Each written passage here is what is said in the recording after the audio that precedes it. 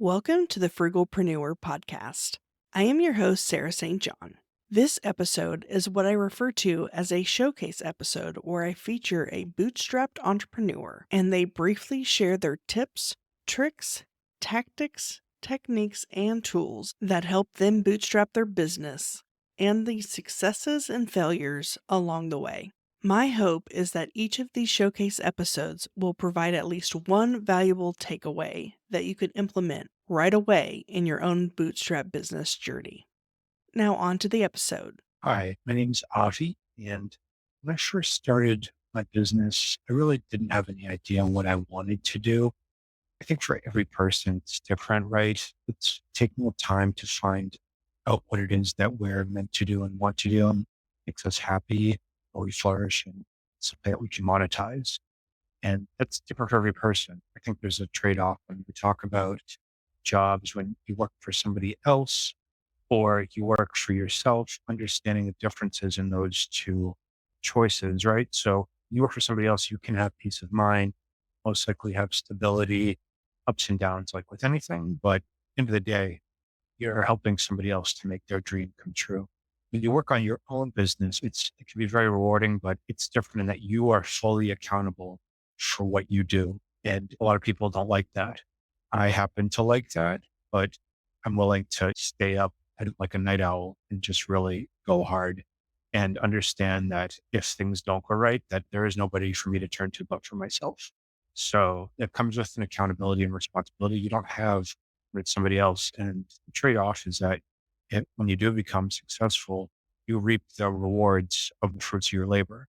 To work with somebody else, it really depends. It's not different for every person, but you may be happy, you may not be happier. It just comes down to a preference. But for me, it's really all about finding out what you want to do and then not spreading yourself too thin, and also at the same time giving enough of a chance for other areas that you want to try out and see what it is that your calling is and what you really want to do in this world. As an entrepreneur, I would say that for me personally, every person's path to bootstrap your business is going to vary. For me, I go out and I find things. I'm a self-learner. So for me, what that looked like was I reached out and I found a business advisor or a mentor, and that person guided and didn't tell me what to do, but they gave me ideas. And from those ideas, business ideas blossomed. And from there, I was able to bootstrap. And what that looks like is just constant refinement. It's about trying different things, different areas, and there's going to be mistakes along the way, but that is the path to success, right? We learn through failure. And without that, we wouldn't be able to recognize prime opportunities. So it's important for every person that you check with somebody who's already been there and done that before. Instead of, yeah, it's okay. You're going to make mistakes and fail, but we don't want to purposely do that. But we do want to try to take the right steps. And then if there's gaps, we learn from there, or there's mistakes, we learn from those mistakes and carry that on to go forward and do better than we did before. Mentor, find what it is that's meaningful and a good plan or a blueprint, and then constantly reaching out, finding new ideas and ways of doing things that you haven't tried before to really push things along. My biggest business success was a wholesale business that I had back in 2019, and it was going so well. I had a mentor. What I was doing was working, but I didn't know how to scale it. And he filled in that gap for me. Talk about gaps. Somebody else that's been there and done that before. It was working. It was great. It was fine. It was passive income, but I had learned a lot from myself and mistakes I made and also successes as well. And so he actually gave me the tools, knowledge, pointed me in the right direction to better understand. And he did help and guide me. So I knew what I needed to do to actually scale it.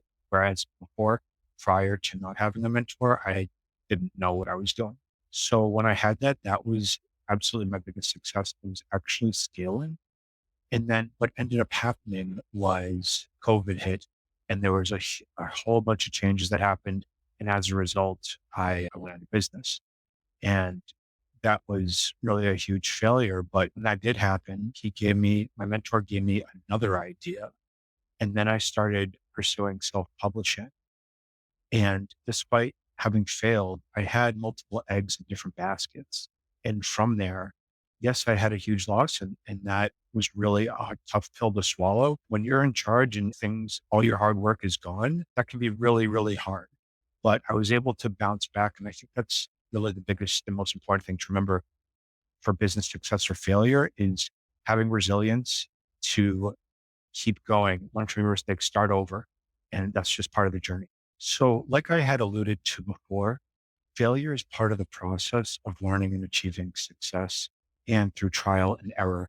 So, what's most important for when it comes to tips, tricks, tactics, techniques, tools, and bootstrapping your business, really, it's about surrounding yourself with the right people, the right knowledge. And that information is widely available, more so than it's ever been. I mean, there is so much knowledge, free knowledge on YouTube, and there are some other great platforms where I've invested and got tremendous value. And one thing that business mentor years and years ago, when I worked for this IT company, told me is the more you touch, the less you make.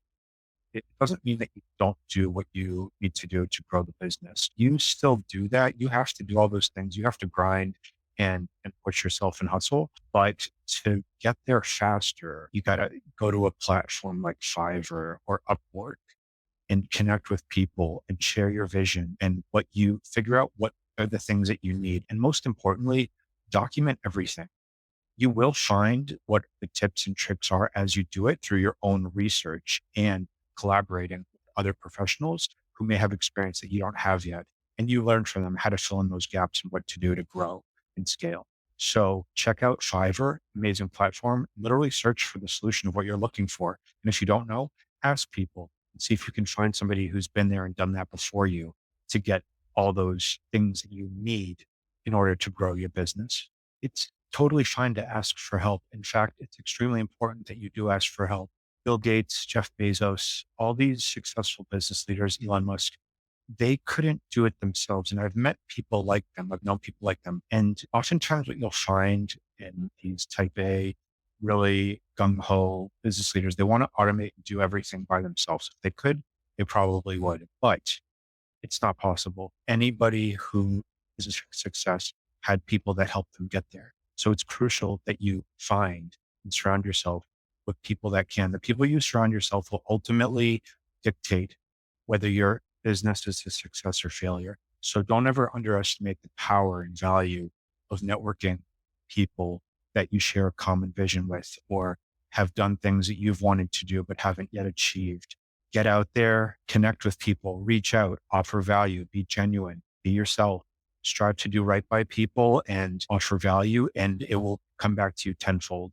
It's so important to reach out, establish meeting connections and relationships, and have a good exchange where you all have something to offer and they have something to offer you back. And that is the language in which you transact with people when you're trying to grow and scale your business and will serve you the best for now and in the future.